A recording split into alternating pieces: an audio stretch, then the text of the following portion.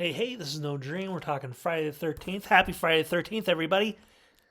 It's a holiday. It is. I'm going to say it every time that it is a holiday for people out there. I think if you're watching this video, there's a good chance that you're one of those people who feel that it is a holiday. What, talking Friday the 13th part 2, or just part 2, as the case may be. I recorded a little something before I watched this one, so I'm going to play that now. Happy Friday the 13th to you people. To you people out there. Hey, you Jason X. What do they call Friday the 13th fans? Vorhesians? I don't know. What am I watching? I don't know. It's blurred out. Friday the 13th part 2. I decided it would be a great idea to watch it by myself over here in the new house that I'm not used to the creaks and noises of the house and the neighborhood. So I'm going to be watching this movie by myself, alone in the dark. Wish me luck. Will I be a paranoid mess at the end? Can I make it all the way through? I don't know. I think I can. I will say that I believe that Friday the 13th movies should be enjoyed with friends and loved ones. And it really is a great way to enjoy the movie. So I'm going to sit there and watch this in the dark. Wish me luck. I'll see you guys later. I'll tell you what I think of part 2.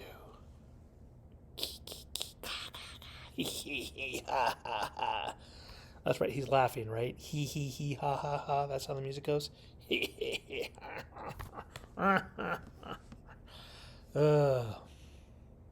Thanks for hanging out with me. And we're back. Still in a house by ourselves. It's still not the same night, but it's, 11:30, close to the witching hour. But this time I have all the lights on. That I am all alone in a house.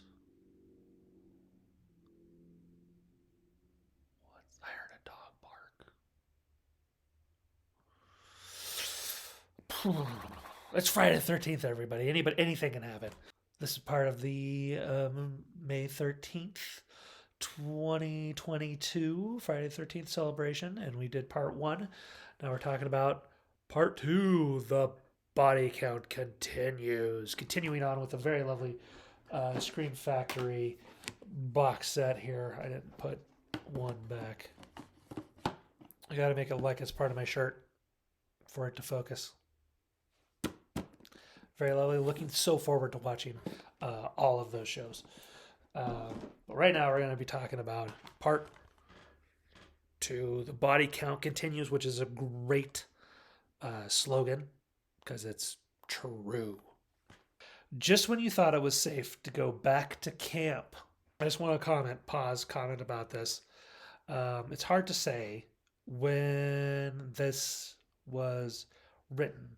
This movie came out, and did I write it down? I should have, but I didn't write it down. I need to make my window smaller so I can read my notes today. Yep, not quite as good as that banjo music from first one, but I didn't write it down. But I think it was 81. 1981. So I don't know when Jaws 2 came out. It might have been around this time. So definitely by the time it hit VHS, where they would be doing the back covers for these VHS things. Got the counselor sitting around, and we've got our final girl being all worried for her life at her final discovery of what's going on. That's the end of the movie right there on the back of the cover. At least it's not on the front, I guess. I like how they kept the same silhouette. I don't believe the killer's silhouette ever looks like that. That still looks like Mama Jace. Betsy Palmer, Mrs. Voorhees, that's still the same branding outline, which I believe they're going to get rid of starting in part 3, kinda. Huh. I mean, if you look at that outline, and the hair and stuff. Is that Jason Voorhees? Is that Mama Jace? Is that Michael Myers? I can't tell the difference from the Halloween series, not Austin Powers. Friday the 13th Part 2. So instead of a knife, they put a bloody hatchet in there. So we're hatching it up a mark. Like ratcheting it up.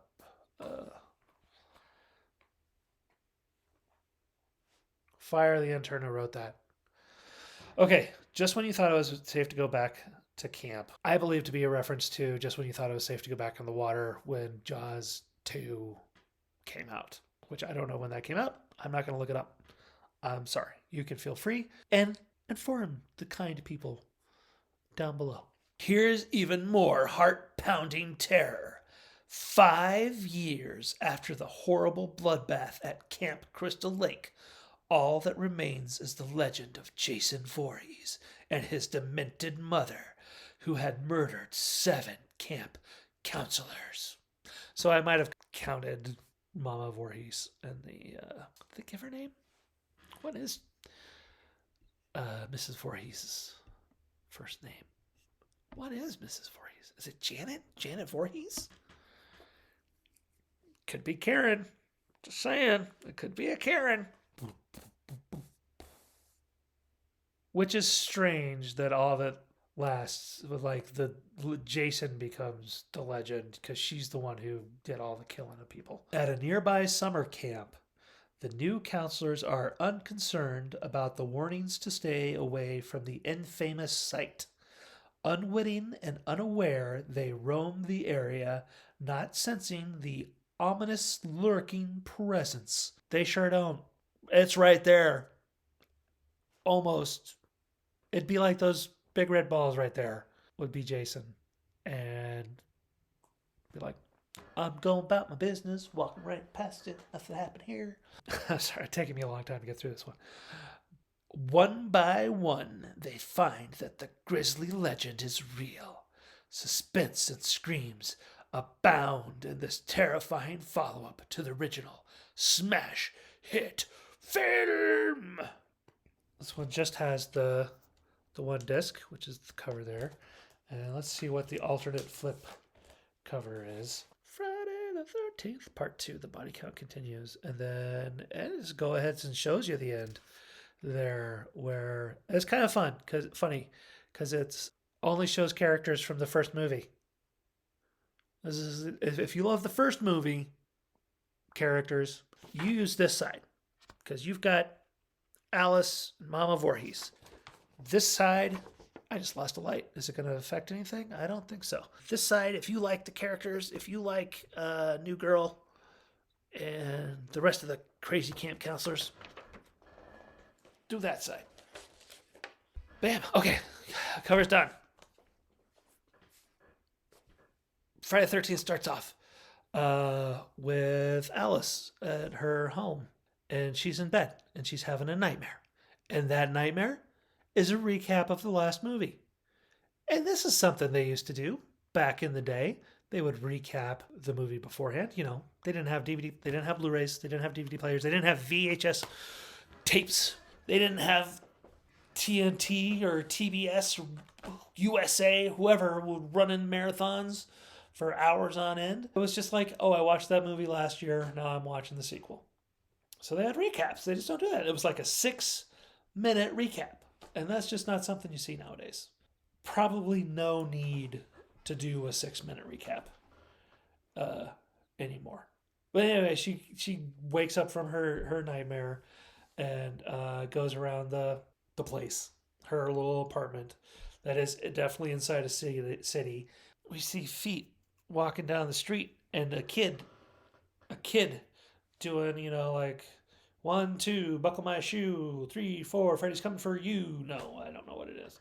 Once again, still a couple years before Freddy, but it still has that like tie. You can kind of feel like, I'm not saying that Wes Craven borrowed from the series, but it just feels like if you're watching them this far past when they were new and out and all this stuff, there's just interesting connections. What it does feel a whole lot like is Halloween because Jason shows up in blue jeans and a nice boot. I think this is the most fashionable we'll ever see him. Is the shot of him walking up to Alice's apartment. Yeah, I'm sure. I mean, it kind of looks like a house, but I'm sure it's one of those houses that are apartments that is, looks that are a house that's been turned into apartments because it's like her bedroom, her bathroom, her kitchen are all right there in the same living room. They're all looks like an apartment. I don't know what else it would be. There's a fire escape going upstairs, so apartment. Case closed. It's apartment. But that's just kind of what I thought. But it does it does a how it almost feels like Halloween. I don't know if it does the ding dun dun dun dun. That was a bad interpretation of some John Carpenter music there for you. But then it definitely feels like some Michael Myers walking stuff. And speaking of fashion, I don't know what Alice is wearing, but she looks pregnant, which would make the scene a whole lot sadder if she was pregnant. They don't say when this part happens. When they're talking about the 5 years later with the counselors at camp, that's the next part. I don't think that's after credits part. That's 5 years later. This is like, is this a month later? Is this 2 months later? I don't know. I don't know how Jason found her. Biggest, this whole section is the biggest loophole, but they really wanted to have Adrienne King back. I'm probably making this up, and I didn't hear this, but they could only get her for the one scene, and so they did it to tack on the beginning, and then they went on with the rest of it. If you really want to know if that's the truth or not, get the disc, watch the extra features, or buy the whatever the book is, the Crystal Lake Memoirs, and I'm sure it'll give you all the information there. But what we get is the shortest shower ever. She like gets in there. It's like I just want to be lightly sprayed with water. That's it.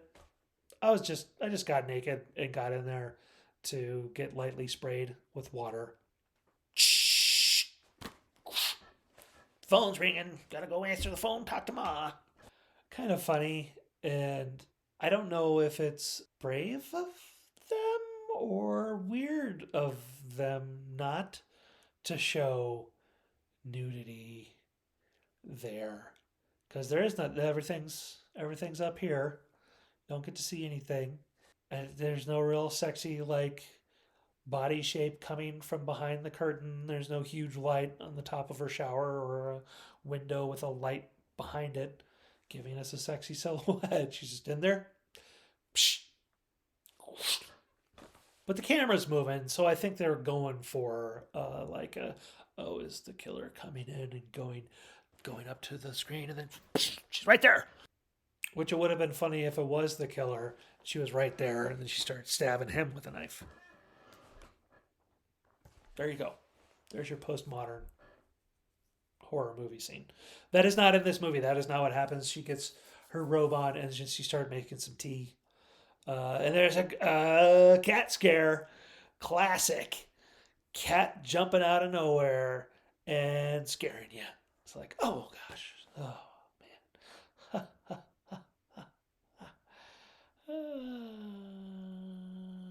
Everything's fine. Sure, the window's open. There was no time in that shower. I am sorry. Or I just give. Jason's got some mad ninja skills. It'll make itself prominent throughout the series. You don't actually see him doing ninja stuff, but the way he's able to move around without being detected and doing all this stuff, he's got to have some bad ninja skills. Because if he came in through that window, none of that stuff on the table is knocked over. He did it within the time period of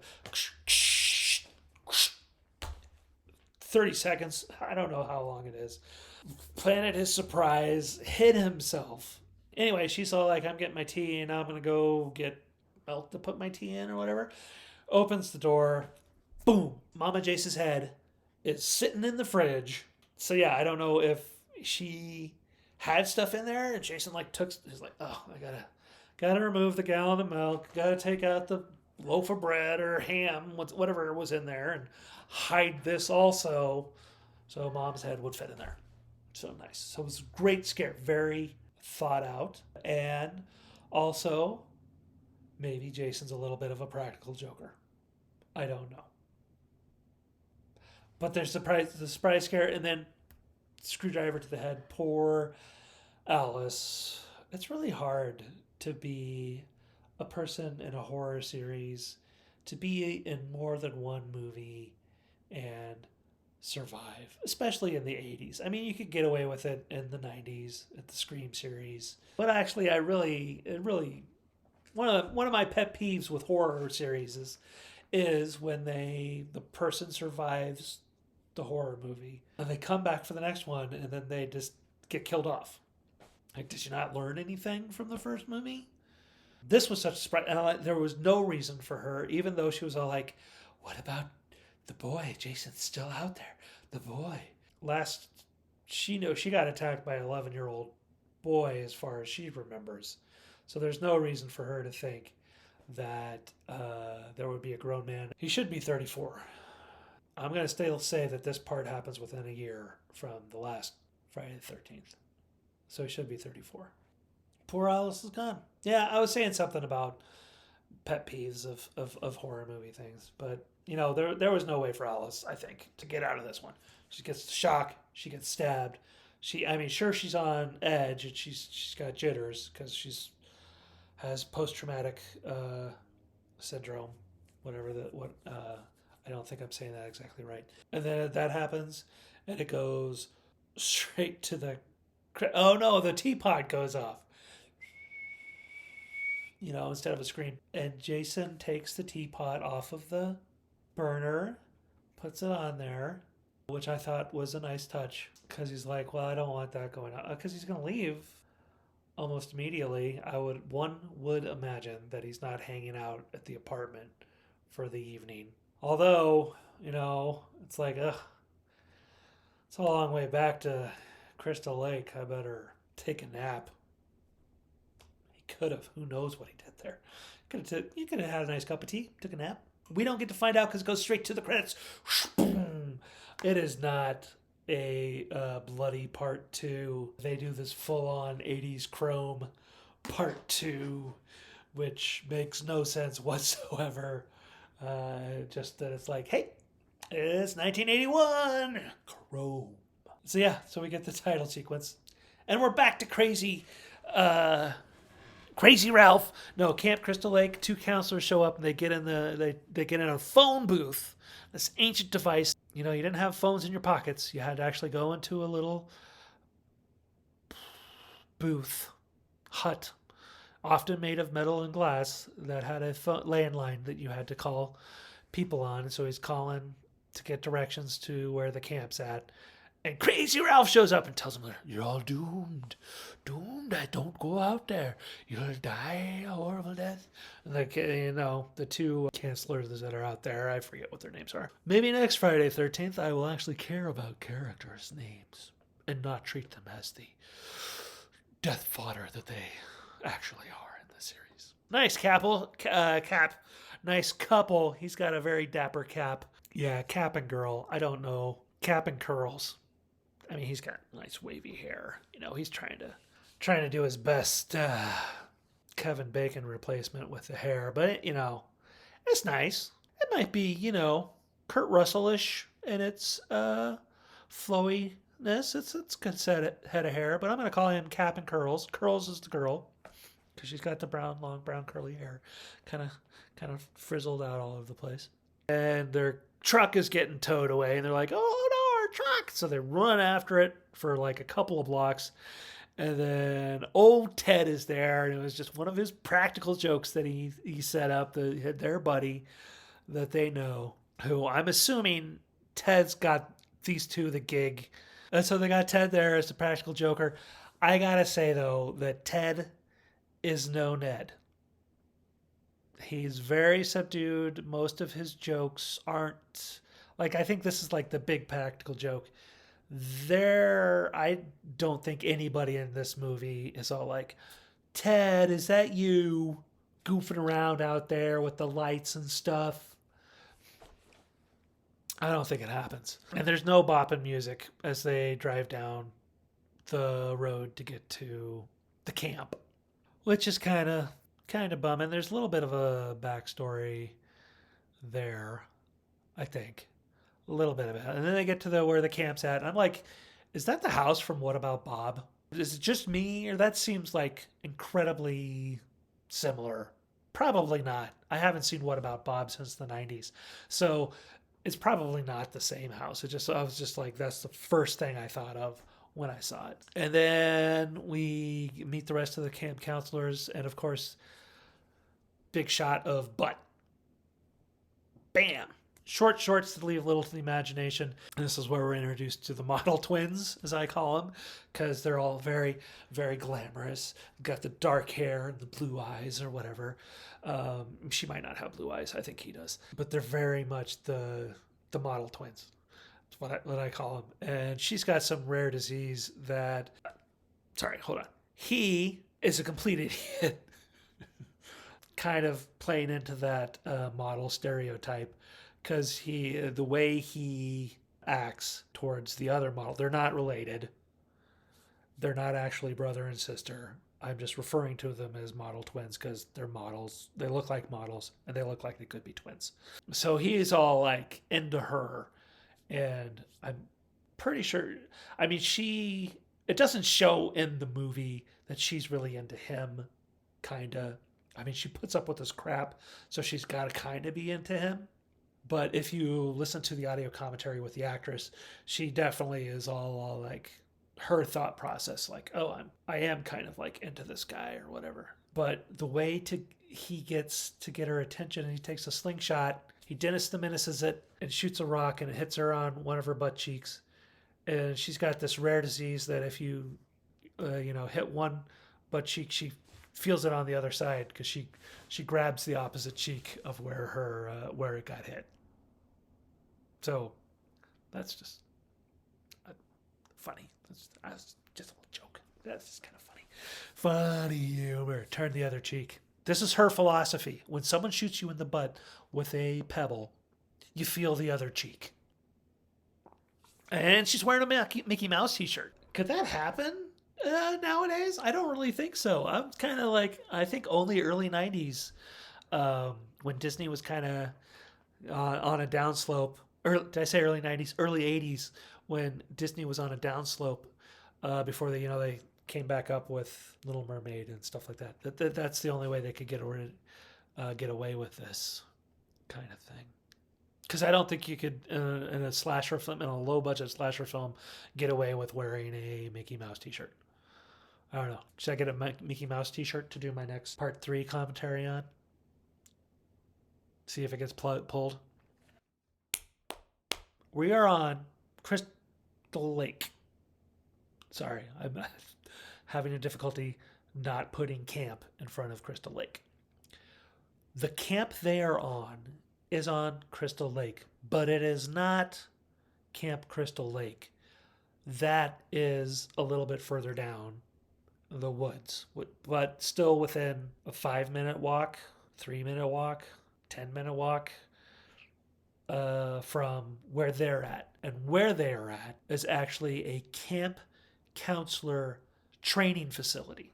So these are camp counselors that they go there, they learn how to go be camp counselors, and then they go someplace else. There's not actually going to be kids showing up to this camp. That is my understanding of what is going on in this and What About Bob's house.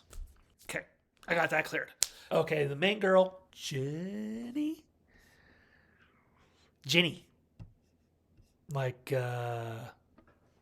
Ginny Weasley, Ginny, not Jenny, Ginny, not Jenny. Did I say that any different? I don't know. You've got my drift by now. Don't need to beat it in with a hatchet. She shows up and gets chewed out by the head guy, and they go into an office, and they have a relationship. And it's like, why do the main girl have a relationship with the head counselor guy? And it's always this kind of weird relationship. I think he's trying not to show that he has a relationship with her. They're going to be there for like a week. I don't know how that's going to figure out. Anyway, and then there's a bunch of business with her vehicle, her little Volkswagen Bug convertible not working, and him getting the ash in the face. Good times. Good times. So then it's nighttime. At no point does it say that it's actually Friday the 13th in this movie. It's just titled Friday the 13th. So this day could be Thursday. I think it happens over 2 days. So this day is Thursday because it's nighttime. They're sitting around the campfire. And this is where you get the backstory of what happened with Jason and stuff. And then adds in the legend of Jason for the movie. That's the part that doesn't really make any sense from part one. But in order for there to be part two and the rest of the series, we need to go ahead and shoehorn the legend of the boy was still around. So this is 5 years later. So he's 39 now in part two. And yet it's still 1981. So it does the backstory, and it's like, oh, Jason's still out there. He still walks around these woods. And everyone's like, what? And then Ted jumps out, and he's all like, hey, and he's got a mask on and a spear and a loincloth. He's like, ah, and everyone's going, ah. And that's the last good joke that Ted gets in there, really. I mean, not the good joke, the practical joke. So it does set it up to be like a little bit, oh, Ted, quit goofing off. But that doesn't happen in this movie. Maybe Jason's a little too fast, a little faster than Mama. Anyway, so the night goes on. Couples are obviously forming up. You've got your original couple from the beginning. You got your, Cap and Curls, a jock in a wheelchair, because he's always wearing a jersey type thing with a number on it. And then like the sweet innocent girl who is totally into him, like from the very beginning. Like she's trying to like be nice and help him down the hill. And he's all like, no, I got it. I got muscles for days. Don't worry about it. And he doesn't necessarily come off as being like, hey, I don't need patronized. I'm in a wheelchair. I can do everything just fine. But he's also like, no, really seriously, I got it. I'm good. Thank you though. But she like zeroes in on him. She's just kind of using that as an end to get to know him better. Because it obviously, like by this time, this scene, the way because he's arm wrestling people. Jeff, I think that's Cap's name is Jeff. Yeah, because I'll talk about him next. And she's just looking at him like she wants it. She's decided this guy is the guy. This is gonna be my my summer camp fling. Yeah, Curls is like, come on, let's go dance. And so they play some music. And I found Cap's dance moves to be entertaining. I did. They're no Crispin Glover from part 4. Not really a competition, but he is a close second for me. He's got the dance moves, I think. And the male model twin is trying to talk to the female model. And she's all like, I'm writing a letter. I don't want to dance with you. And he's like, okay, well, I'll dance with your dog then, because she's got this little, do I know my dog breeds? I do not know my dog breeds, but it's like a little Pomeranian or a Shih Tzu or whatever. Muffin. It's Muffin. He picks up Muffin, and he's dancing with her, all cute, and she's just kind of looking at him like, whatever. Either like you're trying too hard, or it's like, what is this weirdo? Maybe I don't. Even though he's my equal in attractiveness, I am beginning to wonder if he should be my camp fling or not. And they only have like 5 characters that speak. There's about a dozen or maybe even 2 dozen camp counselors there, but only about 6 of them speak. And so you got the extras in there. And one of the extras is actually black. And so it's like, hey, there's a black guy in a Friday the 13th movie. And spoiler warning, he lives. He doesn't have a line. So he can't be like, ah. But, he's got the Mork suspenders on. And he lives. So Good on you. Okay, and so Jenny goes back to her cabin, and she thinks she hears a noise. She's, getting dressed or whatever. She might change her shirt. I can't remember. Or maybe she's just in her bra and puts a robe on because she heard a noise through her open door. So she went to go look. Was it open? I can't remember. But anyway, it's like movie logic, horror slasher movie logic for you. I'm going to go in and get into my pajamas or whatever, but I'll leave my door open. And then it's that 80s, it's another jump scare where, someone puts a hand around her mouth. She's like, oh, and it turns out to be the head camp guy. And it's kind of like, why in the 80s? And especially in horror movies, because you need jump scares. Jump scares are fun. That's why you have jump scares, because they're fun. But in the 80s, it's like, if you want to get a girl in the mood, you got to scare her first. It's the only way, especially if you're in a slasher movie. So there's that jump scare, and they're like, oh, okay, we're going to go make out, and then I believe go have sex. Although they're just totally went over my head. Apparently she's having her period because there was something about bears on the mirror the next morning. So I don't know if that implies that they did or didn't. I don't know. But that two things are going on. But someone's lurking around outside. Somebody's spying on him. And it turns out to be Crazy Ralph. And then the worst idea ever happens. And I don't know if it was the director or the writer in the commentary, agreed with me. So I don't know if you agree with me. They kill Crazy Ralph. It's the worst idea. I could have gone at least through final chapter with Crazy Ralph. If they wanted to end the series, quote unquote, end the series with 4, that's okay. Then killing Crazy Ralph would be okay. Doing a second movie in, I don't think it was a good idea. It makes sense for Jason to do it. He basically goes barbed wire around the neck. He's like hiding behind a tree. Here's something. Hiding behind a tree. Beautiful kill. Beautiful kill. Which is ironic, I know. We're talking slasher movies and horror movies. In real life, it would be horrible and terrible. But we're not talking about real life. We're talking about 80s slasher flicks.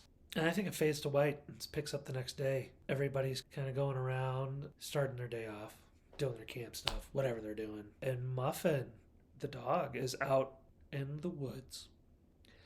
And then it comes up to a pair of boots. They look a little worse for wear. Not as nice at the beginning of the movie. A little dirtier being out in the woods. I guess it's been 5 years since I don't think he's headed to the store and buying more. Who knows?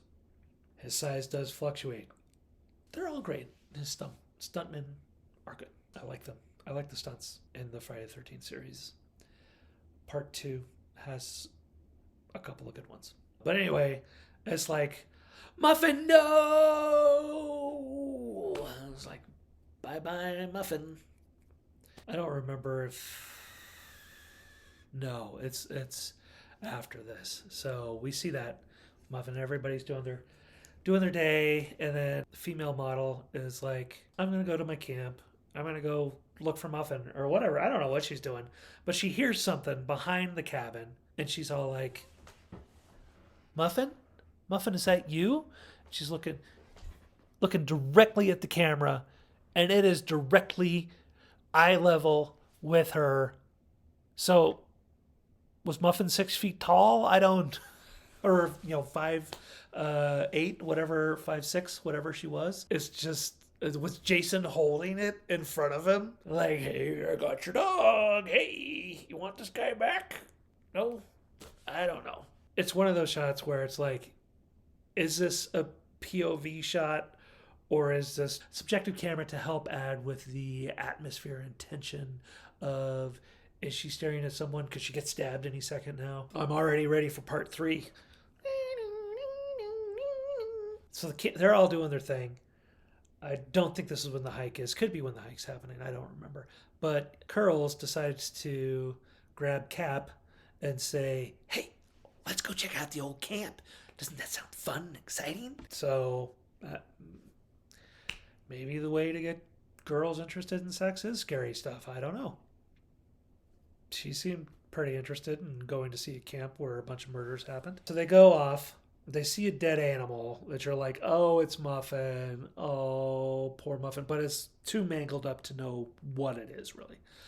Just that it was canine, I think. And then they come up to the no trespassing sign, which we can clearly read the no trespassing sign. So it's facing, here's the no trespassing sign. I'm walking up to it. You read, we can see it says no trespassing. They step over it and walk on. So that would imply that the camp that they're at is no trespassing, not Camp Crystal Lake. Right? Does that make sense? They got it the wrong way. Anyway, it's one of those movie things where it's like we need to know what says no trespassing because we're headed towards the evil camp, Camp Blood. But we're gonna do it in one shot where they walk over, kind of thing. It's just kind of kind of funny. And then they're headed there. I don't know if they make it. They don't make it to the cabin. They're walking there, and then they get jump scared by the sheriff. It's like, you guys don't belong here.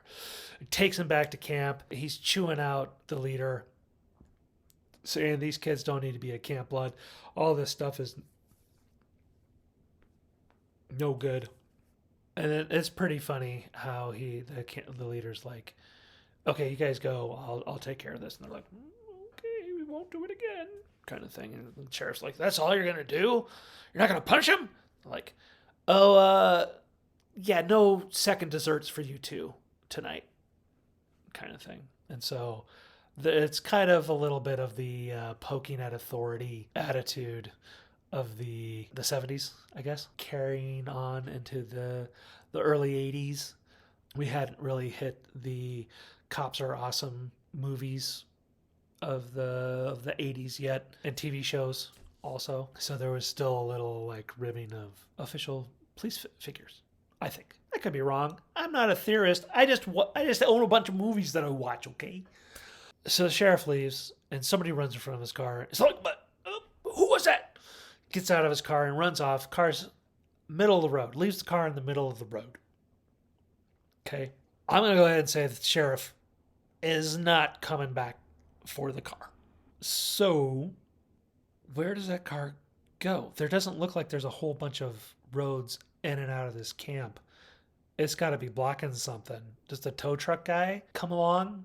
Like, oh, hey, it's the sheriff's car. I better tow this back to town for him. Does Jason move it? Does Jason know how to drive?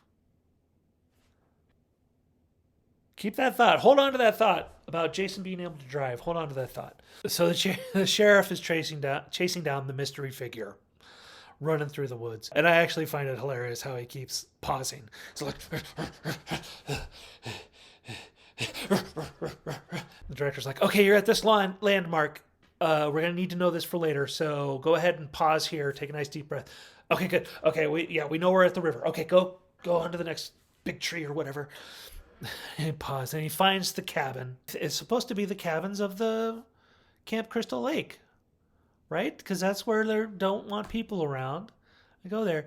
And this place is a barely put together, I don't know, it's got a lot of work done to it. You know, there's corrugated metal put up and slammed on there. And it's only been 5 years. I lived in the country. I live in a rural area. 5 years doesn't turn a nice cabin that we saw in part 1 to a ramshackle shack, whatever you want to call those, patchwork shack. In all fairness, there is a toilet inside, even though it doesn't look like it's hooked up to any plumbing. There is a toilet in there. It's got some nice shelving, storage area. It's got, at least a living room, a bathroom, and a bedroom area for Jason, even though all of the floor looks like it's dirt. They don't show it. It really looks like there was just a frame of a house and he put this house together. I gotta say this, another thing that I really respect Jason for is his ability to make fire and to light candles. It's a bit rustic, but he does have a nice aesthetic. Most of it is just falling down junk and dirt, but, Tries to spruce it up a little bit, throw some candles in there, set a mood. Definitely a shrine for Mama. So sheriff breaks into the room, sees the shrine. We don't get to see the shrine yet. He sees the shrine, and he gets a machete he gets something in the back of his head for it. I think it's a hatchet. Poor sheriff. So it's that night. They've had their dinner. Everyone's all like, hey, let's go into the town to the bar and get something to drink.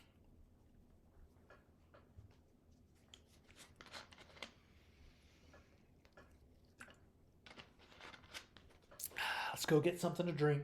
But Cap and Curls, you're not going because you went to Jasonville or tried to go to Jasonville, and that's a no. Who else? The wheelchair guy and his girl are like, oh, we'll stay too. And the model couple, the model twins stay, and everybody else heads into town. So all of those other extras, we never see them again. They all go to the bar and have a good time. I'm not even sure if we see them in the bar scenes. I imagine they're there. They got to be there. And the black guy's with them. He goes off with them, and that's great. So is that the last time that a black guy is in a Friday the 13th movie and doesn't die? That's not a 12-year-old kid? I don't know. That'll be interesting to see. I'm going to earmark that one for future reference. So everybody breaks up into doing their own thing. Maybe this is when they're doing the arm wrestling. I can't remember. It don't matter. But Curls pulls Cap away to go upstairs to go get a little nookie. The one girl challenges the wheelchair guy to, it's like not arm wrestling, but computer games. And he's like, okay, well, what are we playing for? And she's like, position. So continues, it's thick. She's laying it on thick. And I think he's finally like, okay, yeah, let's do that. Do they play strip poker? No, they play strip Monopoly in the first one. Did I forget to talk about that? How could I forget about strip Monopoly? And then the guy loses, right? The girls still have, most of their stuff on. Wah wah. Anyway, Cap and Curls go out to go make out on the couch in the other room while the wheelchair couple play on the computer games, and Miss Model Twin decides that now would be a good time to go skinny dipping. And so she strips naked. It's our one nudity in the movie, which I don't know. I always kind of don't make fun of it, but I think it's fun to compare these movies. This is just me. You can disagree. It's such a big part of this series is the sex, the nudity, and the violence. So it's always just kind of like interesting to me to say, well, actually, this movie has this much nudity, this much sex, and this much violence. Compare them all together, because when you think of the Friday the 13th series, there are nothing but sex, nudity, and violence. And so it's always kind of, when you rewatch them, especially the beginning ones, you're kind of like, oh, well, there's actually only one scene of nudity and one sex scene. I think there is. Yeah, there's only one. Let me check my notes. Yeah, there's only one scene of gratuitous nudity, and there's only one sex scene that has no female nudity. The guy has his shirt off, but they were all swimming earlier that day. So there was a scene where you had girls in bathing suits and guys in bathing suits. Plenty of eye candy for you there. I mean, there are at least two scenes where a girl's in her bra kind of thing. Jeff doesn't show his butt off like Kevin did in the first, the Bacon did in the first movie. Although he does tell a story in the commentary about making a fake butt, that they had a fake butt for him in the kill scene, which is kind of funny. And the whole time they're going to the bar, and Jenny and the leader and Ted are at the bar drinking, having a good time, and there's a lot of dancing and moving around in the background and stuff. So it kind of cuts back and forth between them. But anyway, the girl goes skinny dipping And of course, that has to lead to death. And she's out there naked in a lake, which doesn't sound appealing to me personally. But she's out there swimming, and I don't know what she was hoping was going to go on. She comes back, and her clothes are missing. And she's all like, "What? Where are my clothes?" And then, of course, model twin comes out. "I saw you out there naked. I got your clothes." And it just kind of shows how dense he is. Because I kind of feel, especially after listening to the commentary with the actress, I kind of feel like if the guy had just taken off his clothes and gone out there, or been on the shore and said like, "Hey, can I join you?" then maybe something could have happened between the two. But instead he's doing this childish, "Hey, I got your clothes. Here's your shoes and your shorts and a towel." And then he runs off with the shirt like, "Hey, I got your shirt. Come on, come and get it, come and get it." Maybe he's wanting to get her back to the cabin so there's a nice bed, doesn't end up with sand and any cracks or anything like that. I don't know what this guy's game plan was. But she's got, shoes and shorts on, and she's got a towel covering herself. And it's one of those that you feel that they got like a plastic strap on or whatever, because it, continues to just stay where it needs to be as she runs along after him.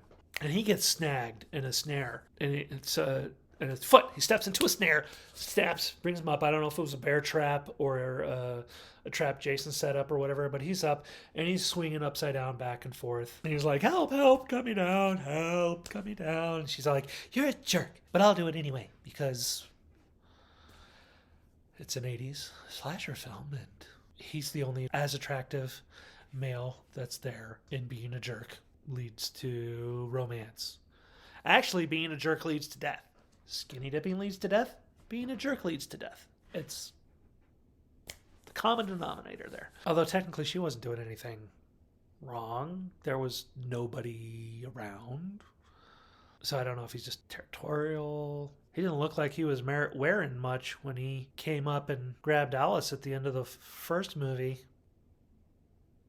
If that was him, or was that... So was he 34? Was he in the water and he grabbed Alice? He was actually 34, but her mind couldn't process a 34-year-old half-naked man dragging her into the water. It could process a 11-year-old boy dragging her into the water. So that's what her mind added to it. Oh, and at the bar, I keep forgetting to talk about Jenny and how smart she is, because she's like a psychologist and she studies child psychology. But she's trying to get in the mindset of Jason. She's not the last person to do this. She's the first person. She's definitely the only person there who cares, but she can kind of sympathize and understand what's going on. And while Ted's doing literal beer goggles, taking 2 beer bottles and putting them up on his face and going, "Ooh, hey, bartender, ooh." Like, "I think she likes you." But then they're like, "Okay, we're going to head back to camp. We'll see you later, Ned." Ted's no Ned. He's goofball. Ted's no Ned, though. He gets to stay at the bar and hang out with the locals or something. He asks if there's another place that stays open after hours. So maybe the bar is closing. Does it really matter? So, okay, sorry. Model guy is hanging upside down. And he's all like, "Where you at? Come on," kind of thing. And Jason just comes up and slits his neck upside down. Probably the best kill of the movie, I think. I'm going to say that that's, the best kill. It's so, and then it cuts back to female model twin. She's searching for a knife. She's, something falls down on top of her. So she's like, oh, but it's the thing that she's looking for. She opens up and she gets out a Swiss Army knife. And so she's going to cut 1-inch thick rope with the Swiss Army knife. I guess I never really had a Swiss Army knife that was that sharp, because I'm like, poor Chris, all the blood's going to go to Chris's head and he's going to die before you even get that halfway cut kind of thing with that knife. So she comes back to the thing. Obviously it's the kind of thing where she doesn't realize that he's dead. I don't think there's like a huge puddle of blood underneath him. There should be a huge puddle of blood with him, and he's probably still draining out of his neck at this point, but it's not. Everything looks kosher, and flips him around, and then it's like, there he is, dead. And then she's like, ah! And she turns around, and it does the classic fade to white. So we don't get to see what happens to poor Terry, the model twin, the female model twin, Terry. And then, okay, so then it cuts back to Cap and Curls are headed upstairs to go have sex. The laser focused girl is like, why don't I go get spruced up a little bit? Those sexy eyes. Those are sexy eyes. Don't you deny it. Anyways, she goes out and it starts to rain. I mean, I think she makes it to her cabin. And I think it's one of those things also where she leaves her cabin door open while she changes her sweaters, even though I think what she was wearing was fine, and then changes her underwear. I gotta say, unsexy. They're like brown, full coverage panties, not horribly flattering, that she then runs around in for the rest of the movie. No, her part. And she does the perfume stuff, and then she does the perfume down the front of her panties, and I'm like, is that the first time somebody's done that in a movie? Because I feel like I've seen it a couple of times. Is that a common thing, or was that just some goofy thing they decided to do that day? And then there's this whole thing where she goes and gets in her car to find her comb, and it's like falling down in the front seat, like the driver's side. And so she opens the passenger side door and is like bent over and reaching in there to find it the whole time. And, the camera's slowly creeping up to her backside in these unflattering underwear. I don't know. I should probably drop it. And then the actress is even in the commentary. I think it's like, why is that shot there? Why am I wearing those? Couldn't I have worn something that would have been more flattering? And then it cuts back to the dude in the wheelchair. And he's like, he hears something out on the porch. So he goes out there and he's all like, hey, you out here, honey? Hey, sweetheart. And then it's one of those cut and reverse. So it's like a POV coming into the back of his head. And then it cuts to the reverse angle of him sitting there like, hey, you there, sweetie? And it cuts to the back of his head. And so it's like, Jason's got to be like, squat, duck, going. If that's his point of view, even though it's like above the guy's head, that's his point of view. There's no way he's coming up behind him, that we're not going to be able to see him in the other shot. And technically the machete just goes like right into the side of his head.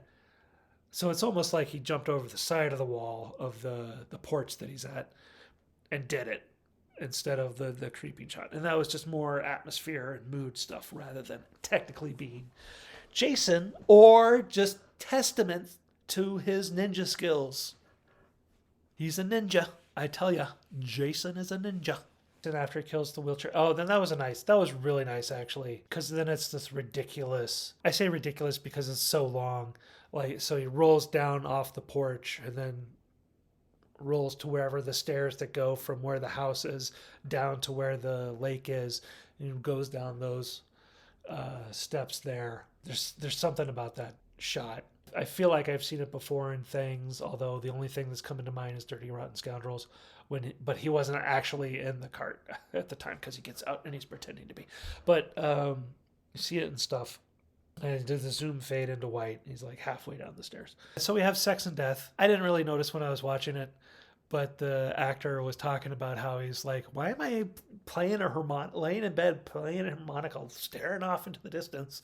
And she like comes in from this side. I'm like, shouldn't I be looking at her? And I was like, yeah, I kind of, now that you've pointed it out, I have noticed it. Now I've pointed it out to you and you can notice it too. Like, what is this guy's like daydreaming? It's a surprise any of the guys get laid in this movie, the way they act. It's like almost they don't want to. Like, maybe subconsciously they know it'll lead to their death, because sex leads to death. You want to have sex, you're gonna die. You have sex, you're gonna die. You do public nudity, you're gonna die. You're gonna be a jerk. What would now be considered sexual harassment by grabbing a woman's clothing and keeping it from her while she's naked? That was probably considered sexual harassment at the time. Maybe 1981, it was still considered foreplay.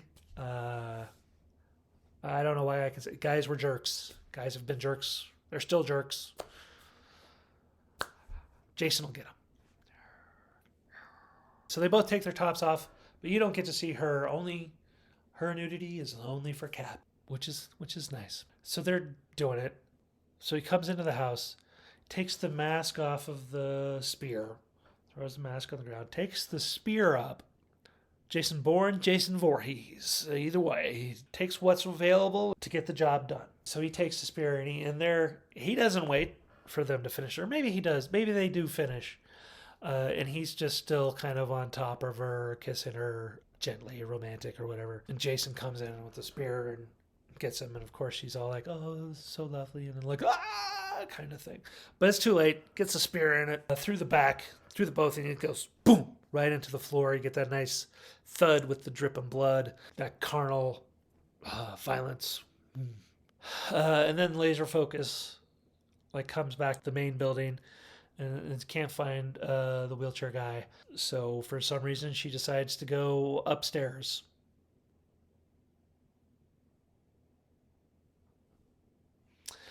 To find him.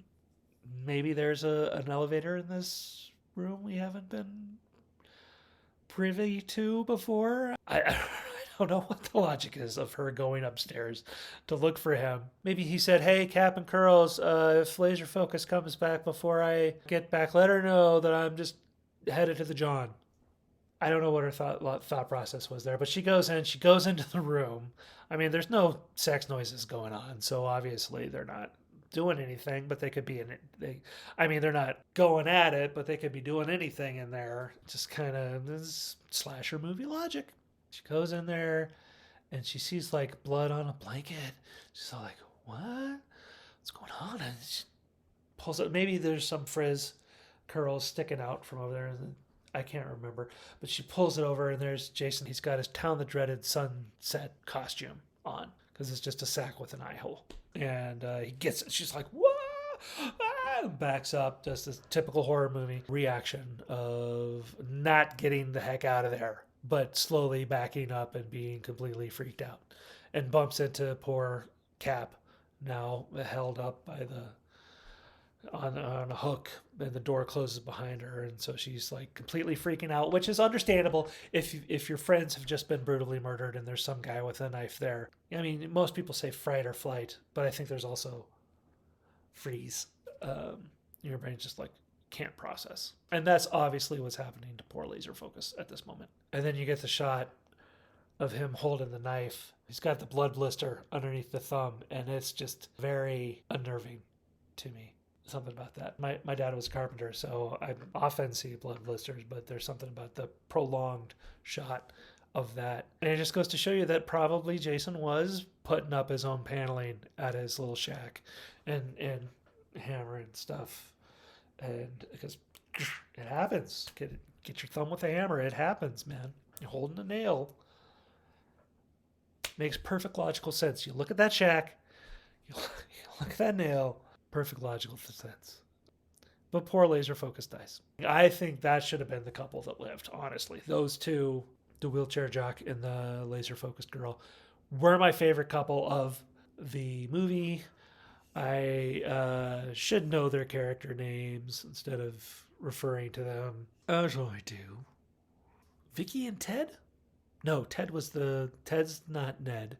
Scott was the one hanging upside down. Yeah, I don't know. Anyway, it don't matter. It don't matter. Okay, so the main couple come home. And we're getting into the end of it. We don't see the other counselors ever again. We know that Ted drove the truck there, that they were all hanging out in the back of a truck in the bed, and that Ted was completely wasted. And this is 1981. So he drove back to the camp, probably completely wasted, with the rest of the camp counselors in the truck bed. So there's a very good chance that they died in a drunk driving accident. That's the only happy note in this movie, is that Ted and the extras live. But if you think about it, there's a chance that they might not. I just want to throw that out. Anyway, so Jenny and Boss Man come in, and they're like, "Why are the lights on? Why are the doors open? What's going on here?" Before they got there was a scene of a body being dragged down the stairs, which I'm assuming was laser focus because the other two should have been completely naked. But I guess Curls could have had her shoes on still. Cause yeah, I guess she wasn't. She put pants on. She didn't run back to the main cabin in just her sweater and panties. I'm gonna assume she put her pants on. Anyway, I digress. They get there. She goes up the stairs. She notices the masks on the ground, but there's no blood on the stairs. I mean, so does Jason have his cleaning skills from his mother? That's the question. Because that should have made a mess. I mean, I don't know how he stabbed her. I don't remember if they show her body afterwards, but there should have been blood. And then they find the bloody bed, mattress stuff, no bodies, just blood on the bed. They're like, what's going on? This isn't funny. Let's find somebody. I noticed that they walked past an empty gun rack. Were there guns there before? Did they have? And that would have been like a hunting rifle gun rack or shotgun, that kind of gun rack, not like handguns. For those of you who aren't aware of gun racks. Anyway, they go into the room, the lights go off, and she's like, there's somebody in this room. There's somebody in this room. And she doesn't do anything about it. I don't know. She just keeps yelling at the guy who's trying to get on the phone, but the lights are off. Jason attacks him. There's a big struggle. And she's all like, dude, you okay? Dude? And Jason pops up. She's like, ah! So there's that scene, kind of the replay of part one, where she's trying to escape. She goes to a closed door. She goes into the kitchen. She opens up the pantry door. Crazy Ralph is in the pantry, dead in the pantry. Did he put him there last night? Has he been in there all day and nobody has gone into the pantry? That seems pretty risky. There's time lapses, so it's like, you don't know how long it took for them to drive to town and to back to the house. So Jason could have done some prep stuff. Done the murders, done some prep stuff. I'm sure he didn't drag Crazy Ralph's body all the way back to his cabin and then all the way back just to set it up. He probably stored him behind one of the cabins. Maybe that's what the female model twin was like, thought was Muffin. I don't know. And it was like, did Jason realize that Alice hid in the pantry to escape his mom? Like, to be like, okay, I got to put a dead body in the pantry or else they're just going to lock themselves up in the pantry and I'll have to beat down that door, So it's just kind of interesting. So then, there's a whole rigmarole. She goes, locks herself in the bathroom. Jason comes in through the window. She goes through the thing. She goes through another building, goes to another room, and finally goes out the window and hides in her cabin, I think, underneath the bed. Jason comes in there and is like, it's about to leave, but then a big rat comes up to Jenny's face and she pees her pants, but you see it come out the end of the bed. You don't actually see it, but you just see this, Mountain Dew or whatever it is come out from the end of the bed. The commentary is funny. They said the only reason that was in there was because one of the money people, one of the producers, was like, she has to pee her pants at this part. I want to see that. And they were like, okay. So they added it in. It's extremely out of character for her. But I mean, if she had to pee, she was out drinking. She drove home. She probably had to pee when she got there and got all distracted by all this stuff. And it was being chased down by a killer and having a rat in your face was just a little too much. And she lost that bladder control. I'm going to say that makes somewhat logical sense. Watching it, I'm going to be like, that's really weird. I don't know why that just happened. But that's the key. It's like, Jason's like, oh, there's pee coming out of that bed. That means there's somebody in here still. So he pretends to leave and gets on a chair so she'll come out. And then he tries to stab her with the pitchfork, but fails because the chair breaks. Instead of just throwing the bed, stabbing her with the pitchfork. But it's early days. It's only part two. He didn't actually kill anybody in part one. So he's only been killing people besides Alice, which was apparently 4 to 5 years ago. He's not the expert that he is. This isn't your Jason X Jason. This is your part two Jason. More chasing thing. And earlier, we showed a scene with Jenny using a chainsaw to chop some wood or putting it away anyway. She runs to where that chainsaw is. She gets it out. And Jason's like, oh, crap. She's got a chainsaw. That part actually really helps that he's new to this whole killing thing, because he's like, oh, Jane's, I'm done for. But I think she just gets him in the leg and then runs away, because I think, who is it, Joe Bob Briggs, who famously says that chainsaws catch all the time, so they wouldn't really make an effective killing weapon. I think that's what he said, because that's kind of what happens here. She gets like one good slice of his leg, and it's like, okay, well, I'm running again. So she runs, and she runs not to her car. I don't think she runs to her car.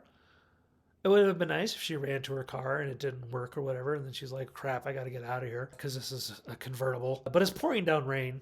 I mean, the top's up, but it's cloth top. It's pouring down rain. No, she does get in her car. Oh my gosh. She does get in her car. And she's trying to get it to start. But as we said before, plot device smacked in the middle, at the beginning of the movie. Her car doesn't start very well sometimes. So she's starting to start it. And Jason's got his pitchfork and he goes in there and he stabs the roof. Maybe that was before the chainsaw part. I don't remember. Gets away from the car.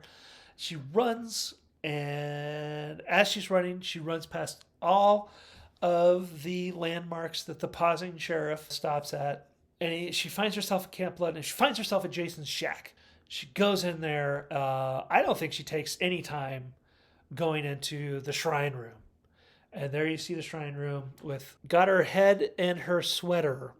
So I'm going to assume that while Alice was out there passed out in the boat, Jason was like, oh, okay, well, I'm going to take my mom's head and I'm going to, let me take her sweater off of her body. This was the sweater I always think of when I think of my mother. So I'm going to remove the sweater off her body, take her head, and take it back, well, not back to my shack. So there must have been a line in there. He must have done it later, like when he takes the head to Alice's house. He had to have done it later, right? Not the same night.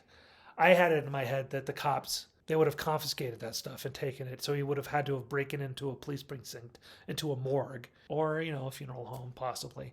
But it should be like in a morgue. It was, the site of she was murdered. She murdered a bunch of people. It should be locked up in the police morgue, or the morgue at the hospital that the police go to. It's part of an active investigation. It makes more sense to me that Jason would have taken the sweater and the head before the police had gotten to it. But you know what about Friday the 13th movies? They don't have to make sense. They can be just good, fun entertainment. And they are. But, sometimes it's fun to talk about the plausible loopholes and stuff. Don't die on me yet, computer. Let me stop. So there was a death here on Friday the 13th. It was my battery. It died, completely drained to the end. I might just have to come back later. There's kids outside. There's dogs barking now. It's a beautiful day here on Friday the 13th. Or is it?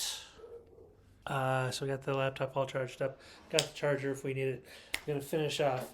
Hopefully I'll remember where I was left off on Friday the 13th Part 2. And I was pretty darn close to the end there, I think. Did Jason wander around out there? Maybe.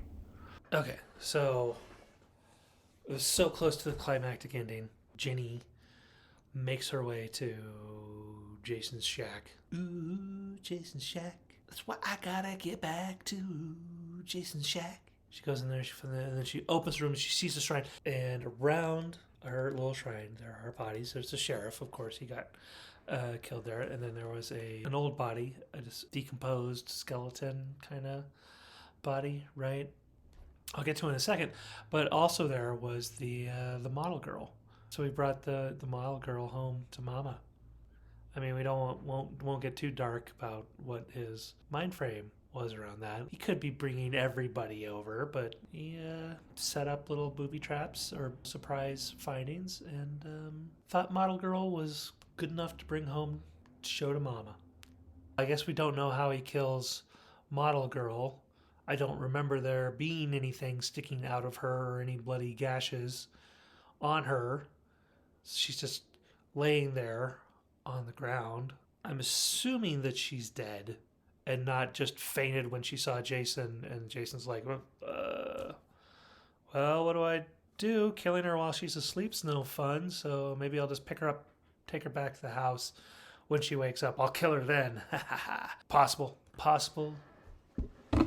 Probable? No, she's probably dead. Okay, so the decomposed body is... I'm like, is that Alice from the first movie? Is that the final girl from the first movie? Is that her body? And I don't remember if it's in a later shot, some of the extra features, the deleted scenes and stuff like that. She has a screwdriver in the side of her head. So it is Alice from the first movie. So he basically went, got her, killed her, grabbed her and Mama's head and brought them both back to Camp Crystal Lake. I don't know if they say in the beginning where she's from, or, if later we discover where that first part takes up place, if they ever said. Because it seems like a guy like Jason would be noticeable, especially if he was carrying a dead girl and a head. So it kind of supports the theory that maybe Jason does know how to drive a car, because I don't know how else he would have brought her back.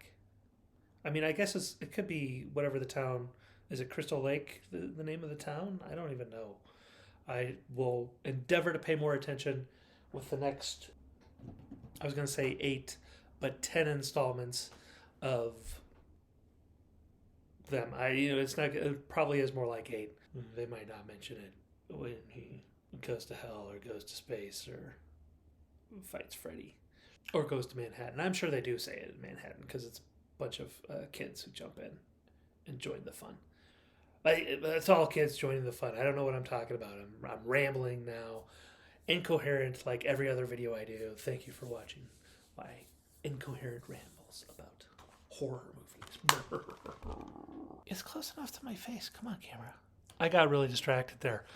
So maybe it's not the town that Alice chose to get an apartment in was the town that we see at the beginning of the first movie, and where the bar is in the second movie.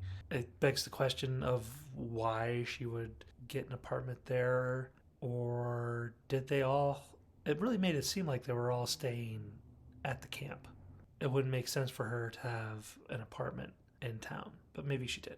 I don't know. I'm trying to overanalyze a Friday the 13th movie. There's no reason to try and analyze a Friday the 13th movie. I'm going to say that, and then I'm going to do it a whole bunch for the rest of them. Because it's fun. It's fun to think about these things. It doesn't detract from my enjoyment of the movie. I still really enjoy them, no matter how illogical they are or logical. But it's just kind of fun to say, what about the logic of this movie?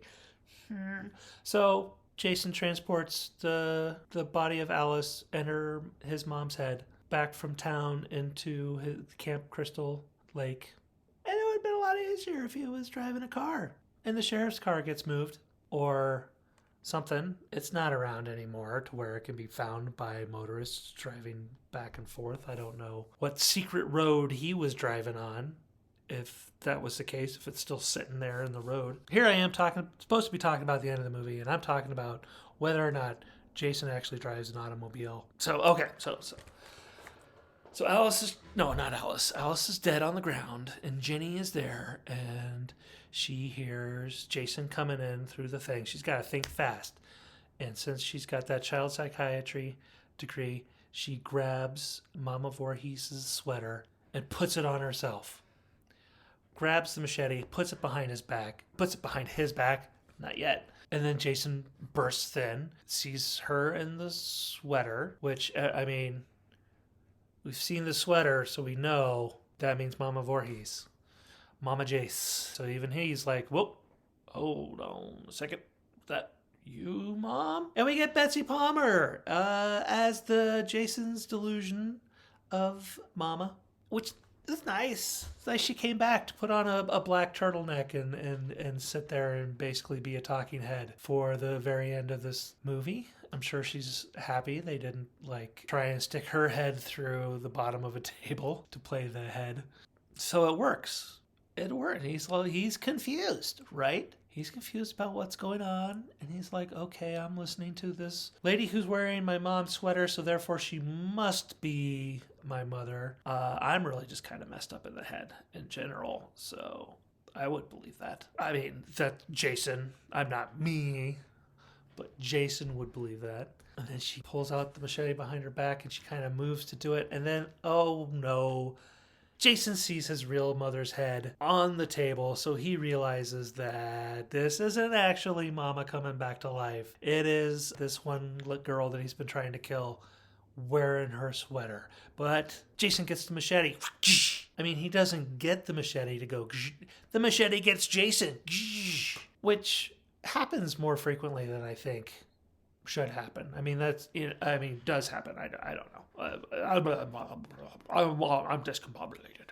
It's a reversal of fortune that the machete gets used on Jason, even though that happens a couple of times. Luckily for us, Ginny doesn't have quite the killer instinct or the swing that Alice has, and doesn't just chop Jason's head off, because then we're able to have the rest of the movies. So it's early days for him. Before, he was just a gentleman who was disfigured and had some mental adjustments and had to be and spent his life out in the woods. Right? We're not saying that Jason was at the bottom of the lake as a boy and then came up and said, oh, I'm now that my mom's dead, I'm alive. And then like, oh, you know what? I should actually be 34. So in 5 years, I'm going to grow old. Or his body is supposed to be not whatever the age I said it was. 39 at this point, I think. Don't quote me on it. Just watch this video again. So maybe he's actually just supposed to be 16. That he was dead in the lake and then got brought back to life by the death of his mother. I don't know. It's silly. There's no reason to find logic in this, which I've said, and I keep trying to do it, and I don't know why I'm doing it. It's a silly thing. It's because I have no one to talk to about horror movies, so I'm talking to you about it. And these are just some thoughts. What are your thoughts? Anyway, I mean, I do care. I don't know. Like, hey, what are your thoughts? So anyway, I blah, blah, blah, blah, blah. No, I'm saying, feel free to leave any comments about trying to find logic in a Friday the 13th movie. Machete goes into Jason's shoulder. Paul shows up and gets her out of there. And I think she takes the sweater off at the time. She's like, oh, God, I don't need this anymore. Dead lady sweater that's been sitting around for 5 years. I think they run back to her cabin. And then he's got the two parts of the pitchfork. It would make sense that both parts with the pitchfork were still there, but we don't have to find sense. Okay, anyway, so it's got the two pitchforks. I found it nice that he gave the pointy part of the pitchfork to her, and he kept the handle. I thought that was gentlemanly. I think this guy's a step up from Christy. I hope he lives throughout the rest of the movie. That's to be determined. And something's coming up the door. They hear it coming out. Maybe even the door creaks open a little bit or whatever. I don't know. But it's Muffin. Muffin's alive. Oh my goodness. Whatever that dead animal before was a fox or a raccoon or whatever it could have been. It wasn't poor Muffin who's been wandering around forever trying to find where her owner was. And she found these guys. And then we get our big Jason jumping through the window jump scare, which is now the second time they've done that. Jason jumping up from somewhere to big scare. His big slow-mo, like, thing, and you see all of the deformities on one side, and the other side is kind of like me. The mountain man. I haven't shaved or cut my hair in 5 or 34, 39 years. Well, no, he would have been 39, so 39 minus 11. I'm sure Mrs. Voorhees was the cut your own kid's hair type. So 39 minus 11 would be 28. 28 years of hair growth.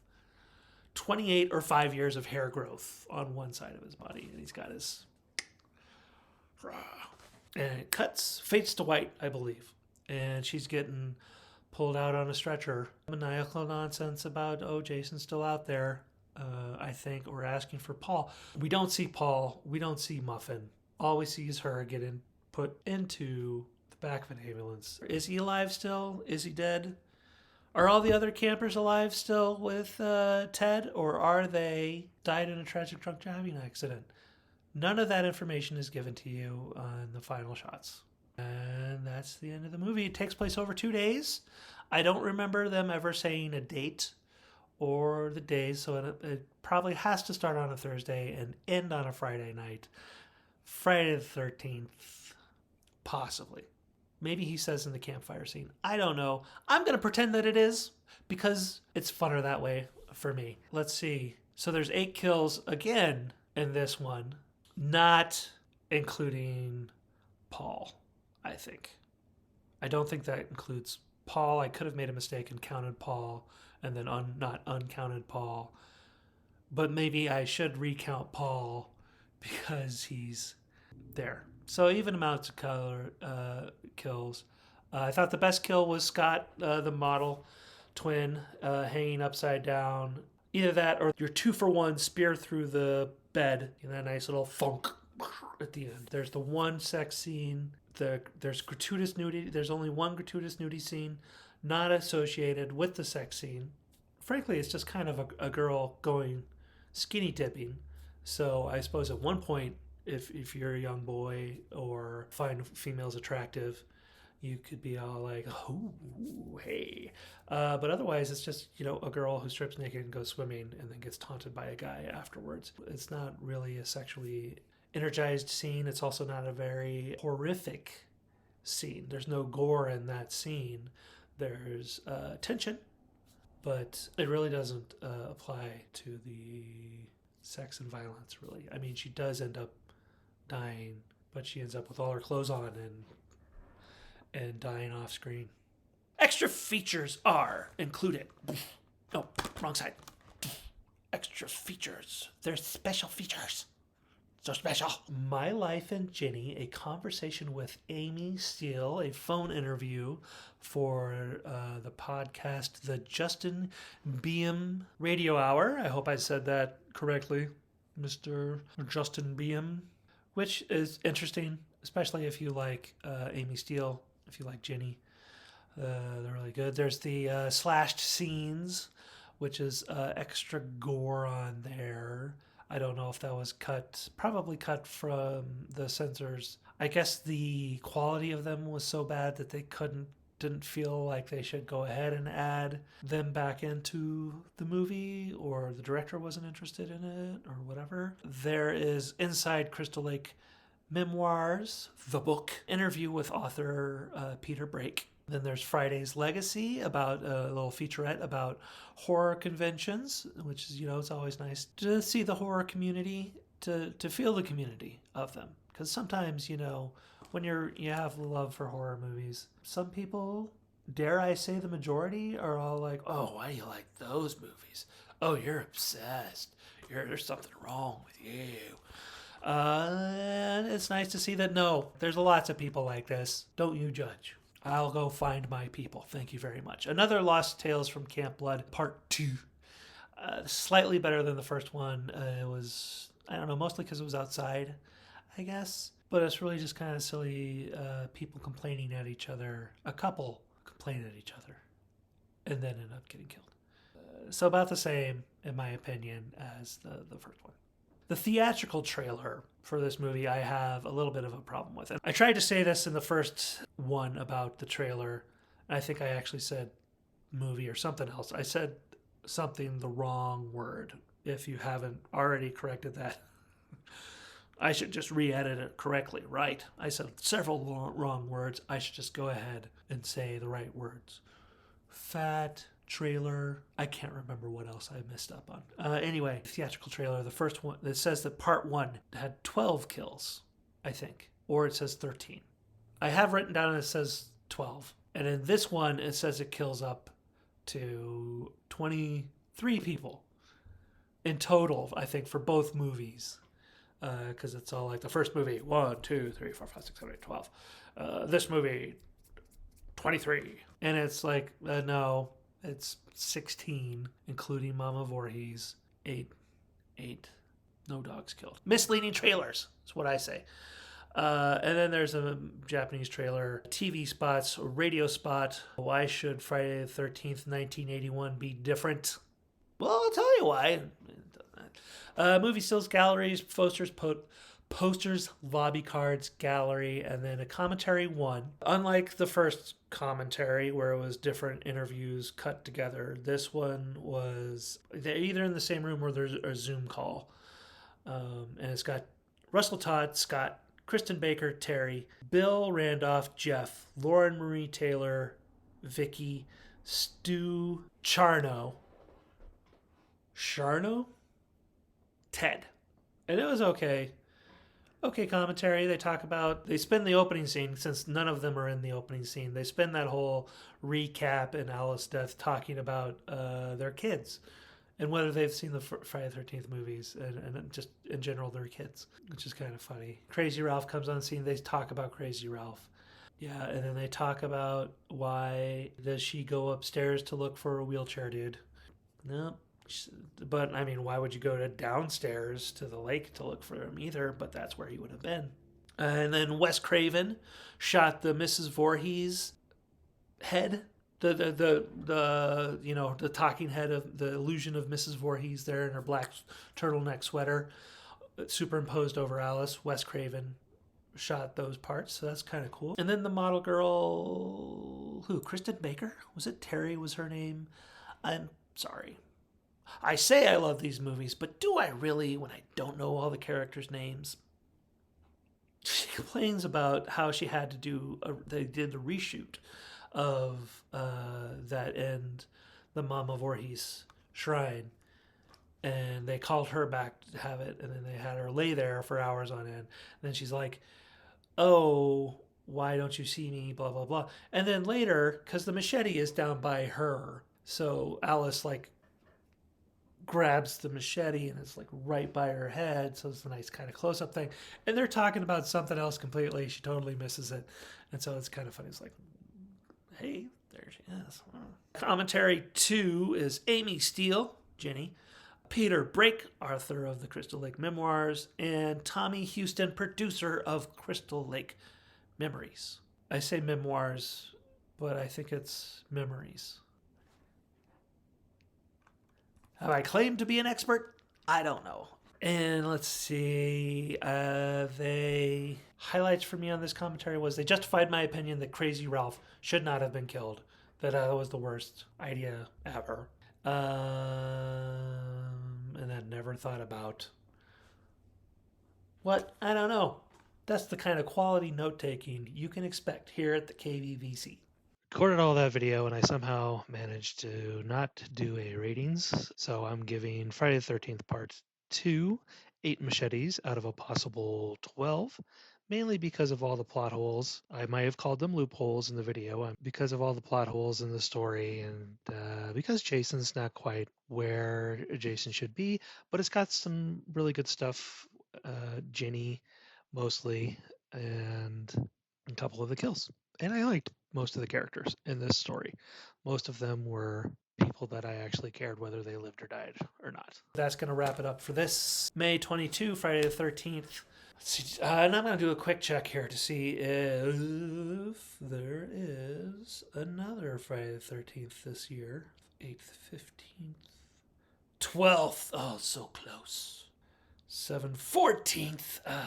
October 14th. Oh, it would have been so nice. January. Starting off next year, 2023, was the next Friday the 13th. Hopefully I'll have more than 2 watched for you. Fingers crossed. I've got 7 months to figure it out to watch them. So maybe I'll watch a whole bunch more. Fingers crossed. I hope you have a nice, safe, fun Friday the 13th. Thank you for watching these videos. I hope that you enjoy them.